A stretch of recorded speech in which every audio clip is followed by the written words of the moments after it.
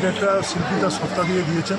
হতে পারে আমাদের সামনে বছর ঐতিহাসিক বছর 50 বছর, আমার একটা নস্টালজিয়া ফিলিংস আছে। আমি দেখুন এই পুজোর সঙ্গে প্রথম বছরের সম্পর্ক আমি খুব 49 বছর আগে আমার বয়স চিন্তা করে দেবেন। তখন একটা বাচ্চা ছেলে সপ্তাহে পরীক্ষা দিয়ে মাধ্যমিক পাস করেছি, সে বছরই প্রথম কালী পুজো করেছি। 25 বছরের আমি সম্পাদক ছিলাম, 50 বছরেরও আমি সম্পাদক নির্বাচিত হয়েছে। আমি আমার স্ত্রীকে সম্মান ক্লাব দিয়েছে, যে ক্লাব দিয়েছে। আমার স্ত্রী অনেক বছর ধরে পুজোর সঙ্গে যুক্ত, মেয়েও যুক্ত। এখন আমরা মানে এইটা আমার কাছে একটা অন্য ফিলিংস। এবছরের পুজো আমরা সেভাবেই করবো। আপনি জানেন আমাদের সবথেকে পুজোর যা হয় শ্রেষ্ঠ পুজো তো করি পশ্চিমবঙ্গে, তার মধ্যে আমাদের সামাজিক দায়বদ্ধতা এটা পশ্চিমবঙ্গের বিরোধী। মানে মানুষের সারা বছরের যত রকম বিষয় যেটা সরকারি ব্যবস্থাপনায় করা যায় না, সেটা বেসরকারিভাবে আমরা ক্লাব থেকে করে থাকি। আপনারাও জানেন, দেখেছেন সব বছর নানা রকমভাবে করেছি।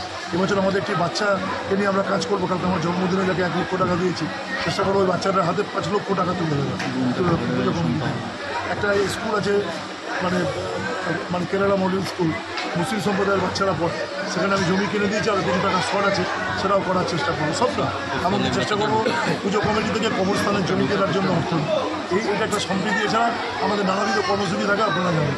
এছাড়া এবছরও পুজোর আমাদের শিল্পী বদলেছে, তিনিও খুব ভালো শিল্পী। আশা করা যাবে খুব সুন্দর পুজো উপহার দেবো। যদিও আমাদের পুজোর অন্য খরচ এবার আমরা কম করা, যেমন আমরা খাওয়া দাওয়া কর্মসূচি করবো না, ফাংশন শিক্ষা অনুষ্ঠান করবো না। 50 বছরে যেহেতু বড় রেডিয়াসে পুজো করবো, এবং একটা এখন অবধি ভাবছি একটা স্থায়ী সম্পদ তৈরি করবো, যেটা ক্লাবের সঙ্গে মানুষের, রাজঘাটের মানুষ, নারায়ণপুরের মানুষ একটা রেকারিং একটা তার সেলটার খুঁজে পাবে। এটা পুজোর সঙ্গে থাকবে।